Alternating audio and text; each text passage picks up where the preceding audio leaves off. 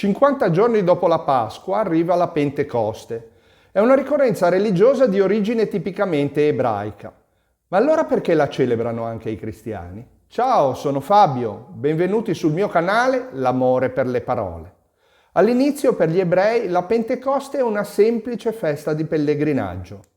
Tutti gli israeliti devono presentarsi al Tempio di Gerusalemme 7 settimane dopo la Pasqua, nel giorno in cui, secondo i dottori della legge, furono offerte a Dio le prime spighe della stagione, per ringraziarlo dei frutti prodotti dalla terra. Non a caso nell'Antico Testamento la Pentecoste è chiamata anche festa della mietitura e delle primizie, o festa delle settimane, in ebraico Shavuot. In seguito i rabbini attribuiscono alla Pentecoste un senso completamente nuovo. Ritengono commemori il momento solenne in cui sul monte Sinai Dio ha dato a Mosè le tavole della legge, sostituendo la festività che ricordava il 50° giorno dalla fuga dall'Egitto. Ma di questo significato specifico nell'Antico Testamento non si trova alcuna traccia. Perché allora il cristianesimo ha ripreso la festività dalla tradizione religiosa ebraica? Che cosa rappresenta per i cristiani la Pentecoste? E cosa significa davvero questa strana parola? Scopriamolo insieme.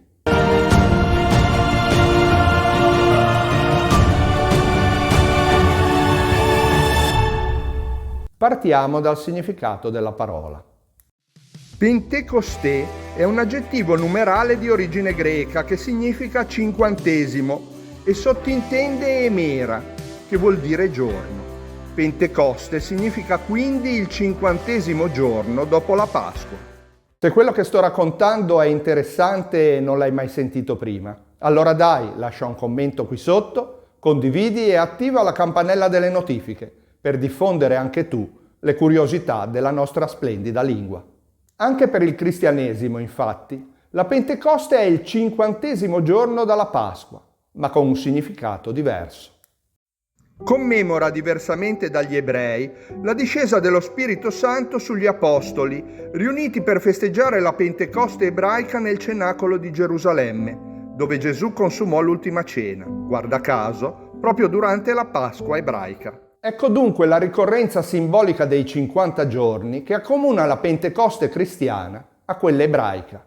L'episodio della manifestazione dello Spirito viene raccontato negli Atti degli Apostoli. Venne all'improvviso dal cielo un fragore, quasi un vento che soffia impetuoso, e riempì tutta la casa dove si trovavano. Apparvero loro lingue come di fuoco che si dividevano, e se ne posò una su ciascuno di loro. Tutti furono riempiti di Spirito Santo e cominciarono a parlare in altre lingue, nel modo in cui lo Spirito dava loro il potere di esprimersi. Subito dopo gli Apostoli, cui era stato affidato il compito di diffondere il Verbo divino sulla terra, pur parlando solamente l'ebraico, cominciarono a essere intesi da tutti i popoli, quasi che i loro discorsi fossero pronunciati nella lingua madre di chi li ascoltava.